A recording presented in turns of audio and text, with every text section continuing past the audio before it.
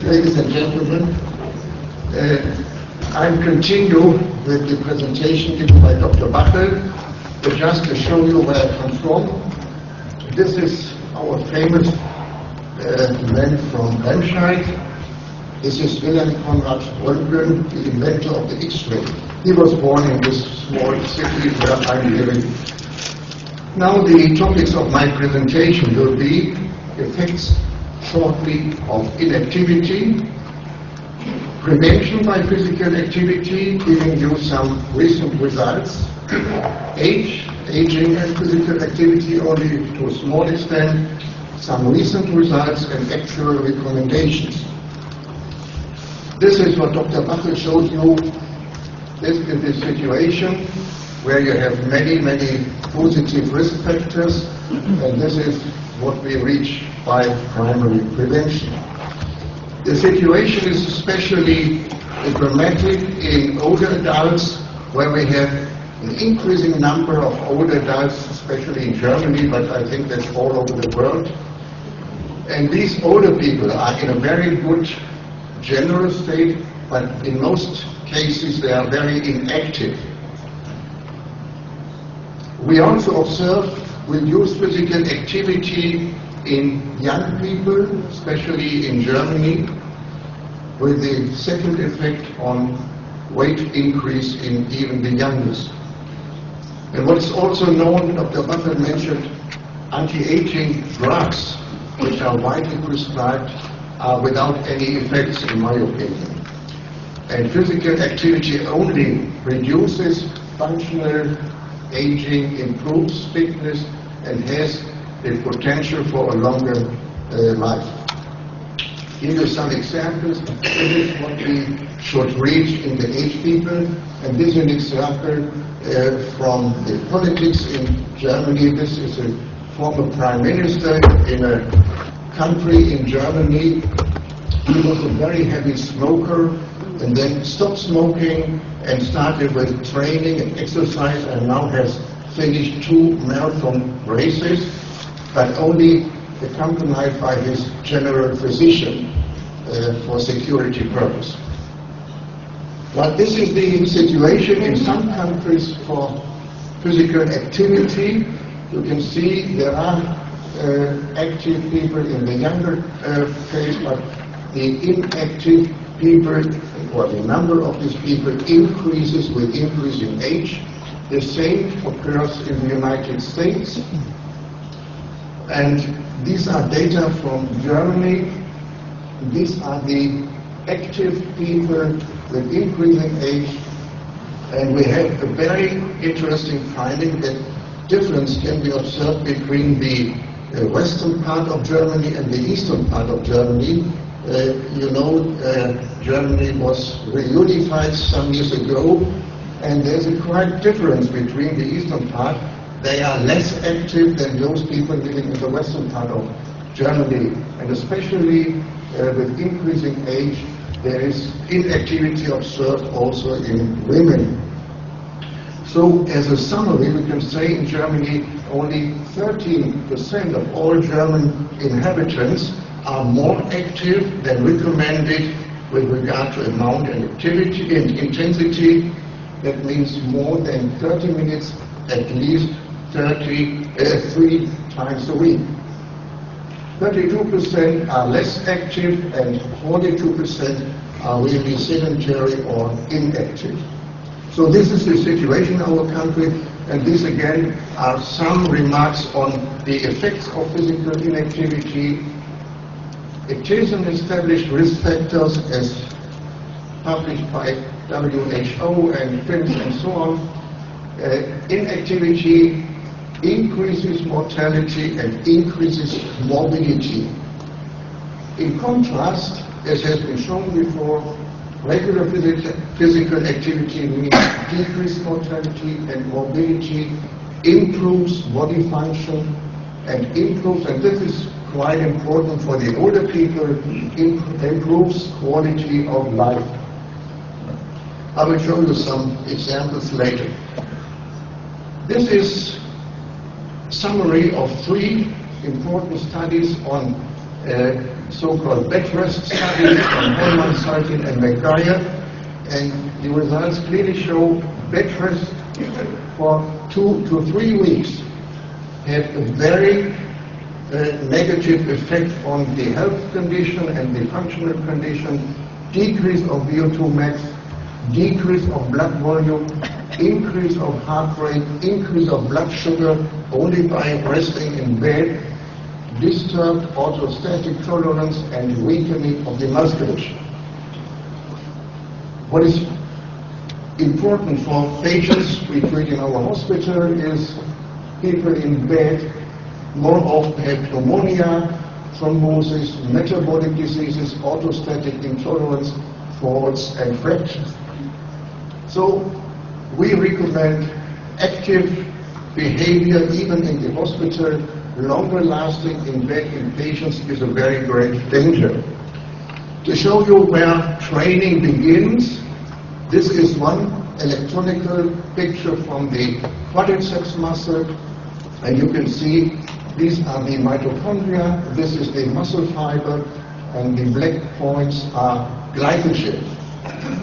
If you train such a healthy young man, about 6 weeks, you can observe in the muscle a very important increase of the mitochondria.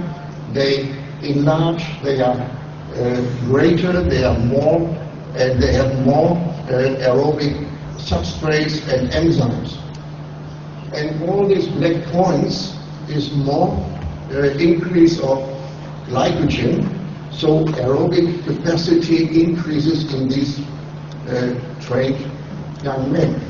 But what is quite important, you see all the same changes in patients, especially in cardiac patients, but also in patients with chronic lung disease.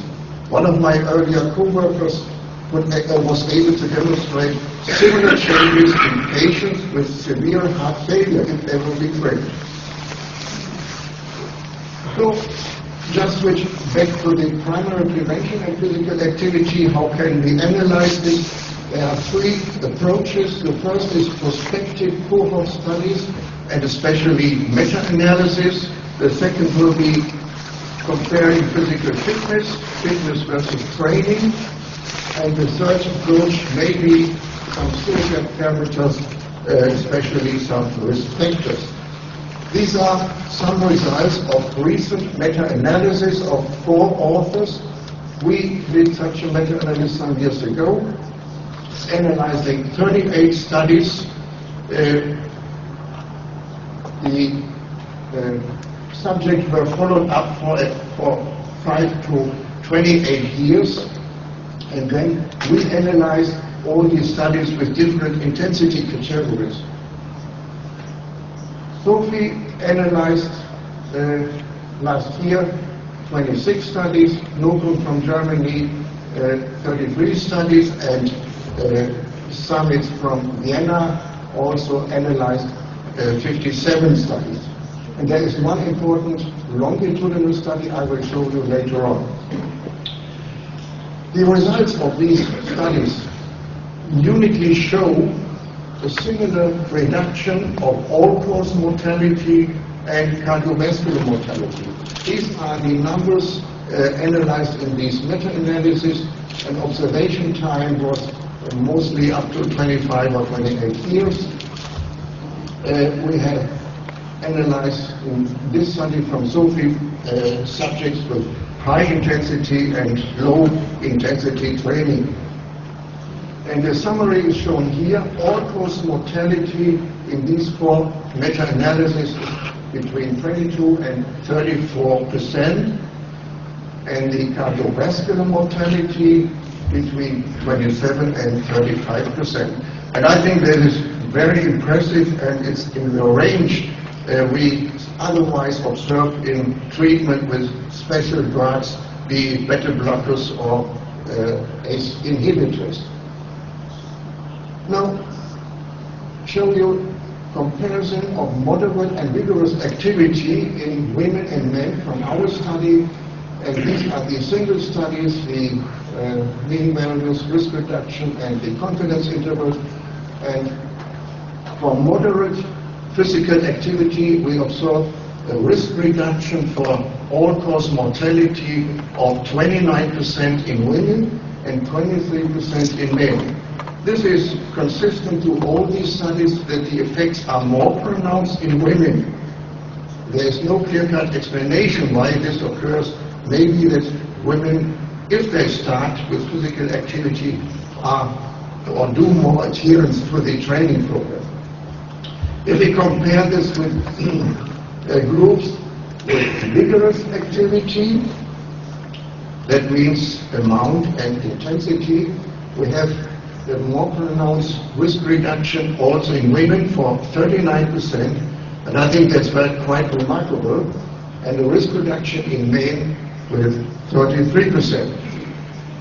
What is important to observe, according to the differentiation with moderate and vigorous activity, this is a non-linear curve for the intensity, moderate versus vigorous, and even in women we have a non-linear relationship.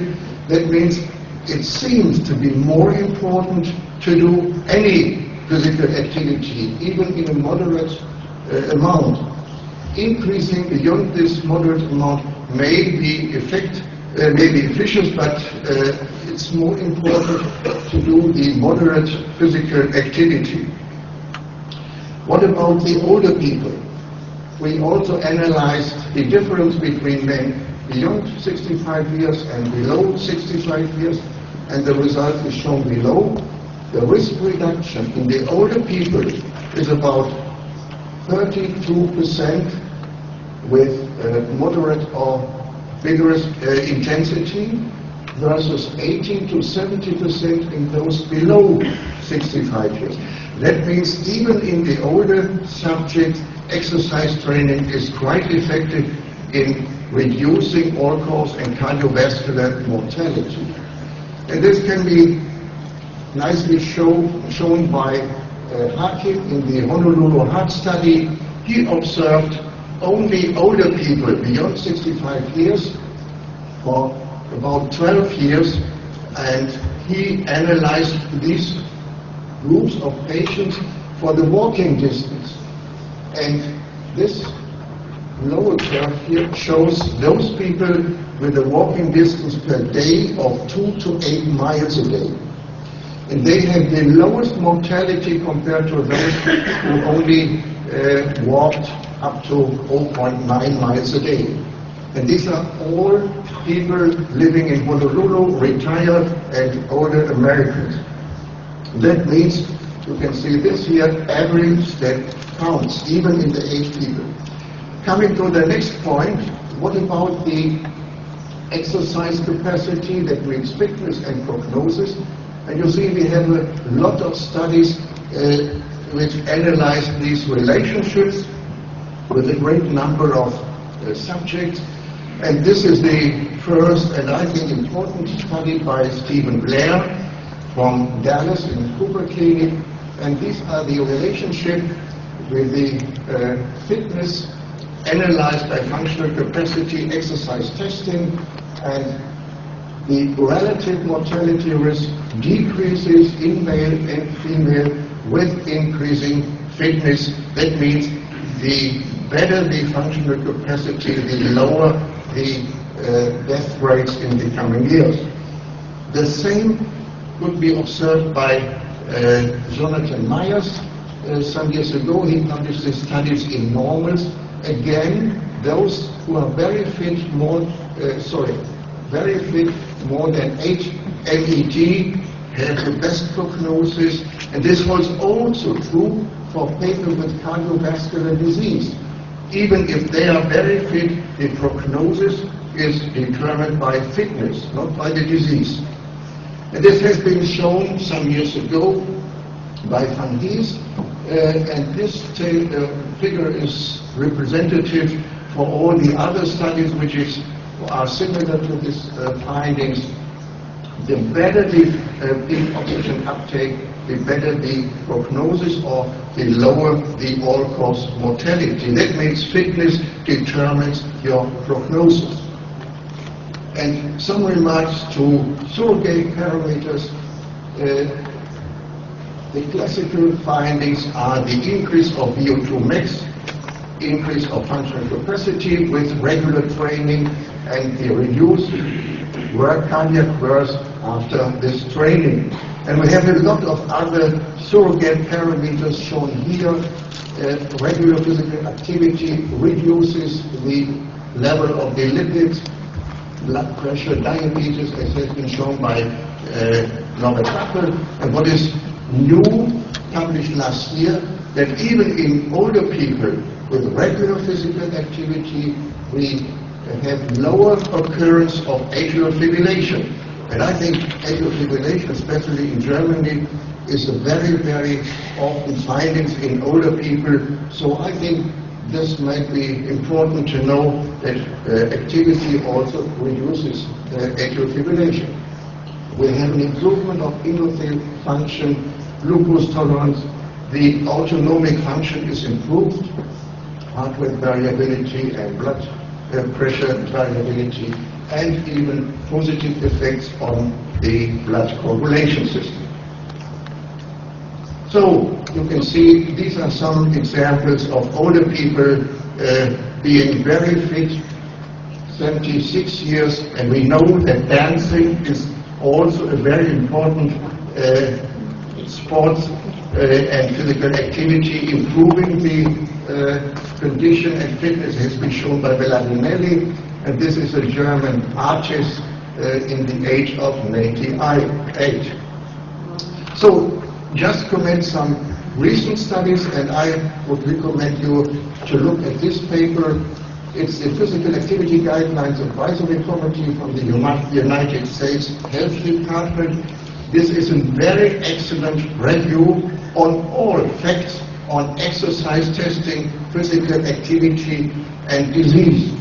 But I must recommend you take care.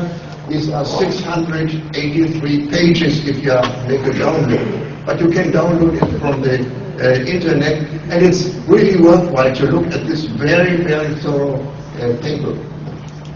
What seems important is also that regular physical training provides modest improvement in cognition. We have two recent papers on physical activity and cognitive function in patients with risk for Alzheimer's disease. We have a slowing of this disease in those who are active, and also the cognitive training on everyday functional outcomes may be improved, just published 2 years ago by Cheryl Willis, also showing that physical activity might improve the cognitive function.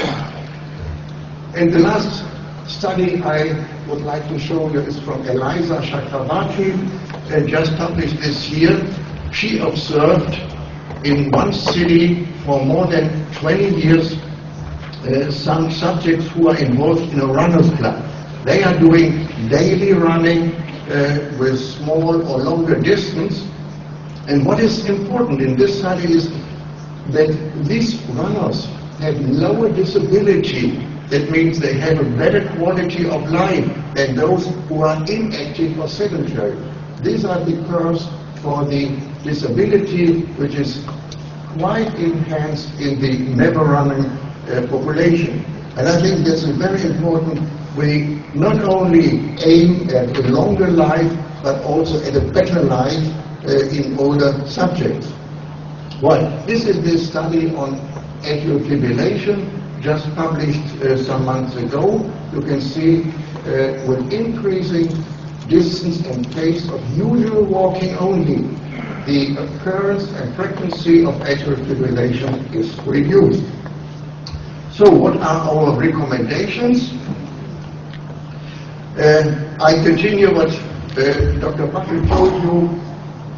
We need physical activity within the healthy lifestyle.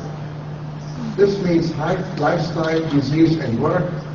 Lifestyle also comprises diet, activity, and no smoking. And some of the recommendation, I won't go into the detail, can be found in the paper of Nelson and Haskell in the Journal of the American Heart Association and the ACMS Journal. You can find all these recommendations with evidence-based comments. That means one is very high evidence and A should be recommended to everybody.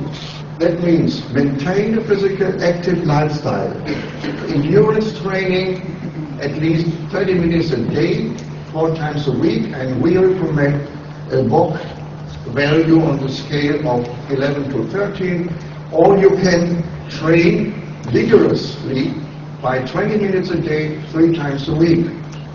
Combination is also possible, and muscle strengthening should also add it to this endurance training. You'll find all these recommendations in a very clear-cut demonstration or paper by Nelson and Pascal. How can you improve the motivation of your patient? We use often the pedometer or activity center, and it has been shown in some papers, only giving such a pedometer to patients will improve their activity, will lower their blood pressure. It's quite impressive only to motivate by such a pedometer. And the next step will be this measuring device within the shirt, so-called Respi shirt. They have receptors in this T-shirt which measure the respiration. Maybe they may measure the heart rate and so on. And I think that's another way to make a motivation and even monitoring physical activity. And this is the pyramid of our recommendation. Coming to the end, daily use staircase whenever. Don't use the escalator in this building, but there are no stairs, I guess. Park your car far from the mall entrance. Planning of weekly activity, I think that's very important to have a weekly plan. The next step will be 3 to 5 times per week. Endurance activities, jogging, cycling, and so on. Tennis may be, but in my opinion, tennis will be somewhat more dangerous for the legs and the ankles and so on. And 2 to 3 times per week, leisure time activity, golf, gardening, stretching, force, and training. And I mostly recommend to those people playing golf, they should also do some sports. And only very rare PC work and TV showing. What is important? Start in the kindergarten. I think that is the very most important starting point for primary prevention. So, thank you for your attention, and don't follow these guys. Thank you.